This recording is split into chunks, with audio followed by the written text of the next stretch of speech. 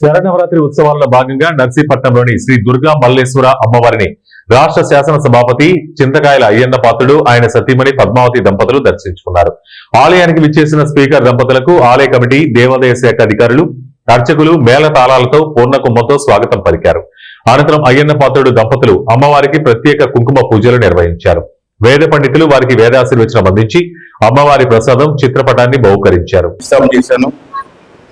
అమ్మవారి ఆశీస్సుతో మేము ఎవరు ఊహించలేని ఇంత బ్రహ్మాండంగా అమ్మవారు పండుగ జరుగుతుందని కమిటీ వాళ్ళు కూడా చాలా బ్రహ్మాండంగా చేస్తున్నారు. రోజు అడుగుతున్నాను, ఎలా జరుగుతుందని అడుగుతున్నాను. ఈ దసరా ఉత్సవాలు ఈ 10 రోజులు కూడా పూజలే కాకుండా అన్నదానం కూడా పెట్టారు. ఈ 10 రోజుల్లో 25,000 మంది పూజ చేస్తారు. తక్కువ కాదు. 10 రోజుల్లో అమ్మవారి పూజ దగ్గర ప్రసాదం 25,000 మంది పూజ చేస్తారు. కమిటీ వారికి, పూజారులకి, అలాగే గవర్నమెంట్ పెద్దలు ఆఫీసులు వచ్చారు, వాళ్ళందరికీ కూడా ప్రభుత్వం తరఫున నాకు ధన్యవాదాలు తెలియజేస్తాను. అలాగే భక్తులు కూడా ఈ సంవత్సరం నేను చూశాను. నేను గ్రామాలు తిరుగుతూ ఉంటాను, రోజు ఎక్కడ 2-3 గ్రామాలు తిరుగుతూ ఉంటాను. ఏ గ్రామం వెళ్ళినా ఆడవాళ్ళు, మగవాళ్ళు కూడా మాల వేసుకొని ప్రతి గ్రామంలో ఉన్నారు. ఈ సంవత్సరం మరీ ఎక్కువ కనపడ్డారు నాకు. అంటే రోజు రోజు కూడా అమ్మవారి మీద నమ్మకంతో, భక్తితో ప్రజలందరూ కూడా.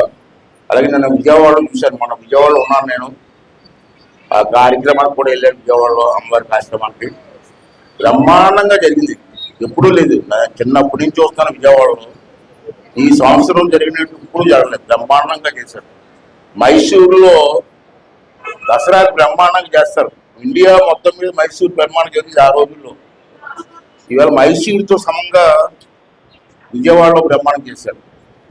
అంటే రోజు రోజు ప్రజల్లో భక్తిభావం పెరిగి అమ్మవారికి అంకిత భావంతో పనిచేస్తున్న సందర్భాలు మనం కళ్ళారు చూస్తున్నాం. ఇక నా గురించి చెప్పాలంటే మీకు తెలిసిందే, చెప్పాల్సిన లేదు.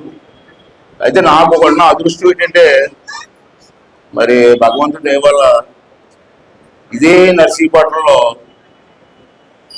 ఈ అమ్మవారికి శంకుస్థాపన చేసింది నేనే. ఆ అదృష్టం నాకే దక్కింది. దాంతో గొడవలు అయిపోయాయి ఆ రోజుల్లో. ఇక్కడ గుడి కట్టకూడదని చెప్పి చాలా మంది అడ్డుకున్నారు. అడ్డుకుంటే నేను స్వయంగా వచ్చి ఎవడు అడ్డుకున్నా సరే రక్తపాతం జరిగినా గుడి కడతానని చెప్పి ఇక్కడ గుడికి శంకుస్థాపన చేశారు. ఇదే కాదు, అదృష్టం ఏంటంటే నాకు భగవంతుడి దయ వల్ల, లేకపోతే మా ఆవిడ పుణ్యం